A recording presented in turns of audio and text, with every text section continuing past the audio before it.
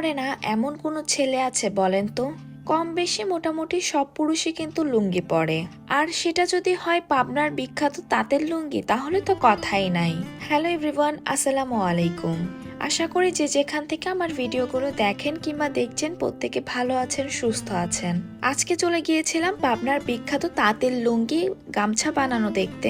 আমার গ্রামের বাসার আশেপাশে ছোট পরিসরে বাড়ির ভিতরেই কিছু মেশিন বসিয়ে এভাবে করে তাঁতের লুঙ্গি গামছা বানানো হয়। দেশ বিদেশ জুড়ে পাবনার লুঙ্গির সুনাম, প্রায় 25টি দেশে পাবনার লুঙ্গি রপ্তানি হয় এখন। আমাদের এলাকায় ছোট বড় অনেক ধরনের লুঙ্গি গামছার কারখানা আছে, কিন্তু এই কারখানাটা আমাদের বাড়ি থেকে সবচেয়ে কাছে।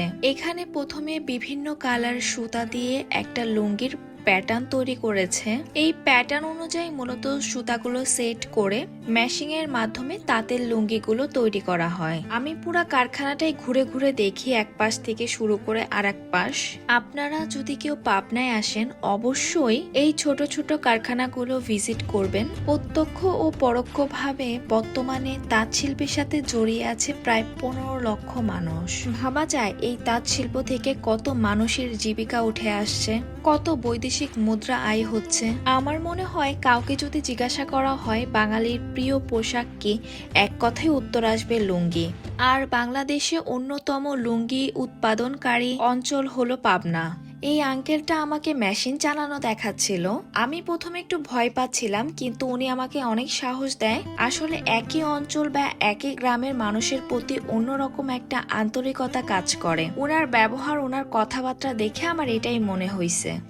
লুঙ্গির কারখানা দেখাতে দেখাতে আবারও মনে করিয়ে দেই, 31 তারিখ আসতে কিন্তু বেশি দেরি নাই। আমি কিছুদিন আগে একটা ভিডিওতে শেয়ার করেছি 31 তারিখ রাতে আমি লাইভে আসব। আমার পেজের অ্যাক্টিভ ফলোয়ার্সদেরকে আমি গিফট দিব। যারা আমার এই পেজের টপ ফ্যান আছেন এবং অ্যাক্টিভ ফলোয়ার্স আছেন, তারা সকলে কিন্তু রেডি থাকবেন। তাঁত অনেক প্রাচীন শিল্প। এটা প্রাচীন শিল্প হলেও বর্তমানে বিভিন্ন আধুনিক মেশিনের মাধ্যমে তাঁতের গামছা কিংবা লুঙ্গি তৈরি করা হয়।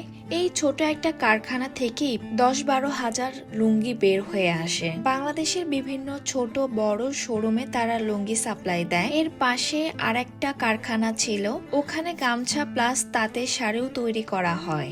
আপনারা কে কে তাঁতের কাপড় পরতে পছন্দ করেন অবশ্যই কমেন্ট করে জানাবেন। আমার আজকের এই ভিডিওটা এই পর্যন্তই। যে যেখান থেকে দেখছেন ভালো থাকবেন, সুস্থ থাকবেন। আল্লাহ হাফেজ।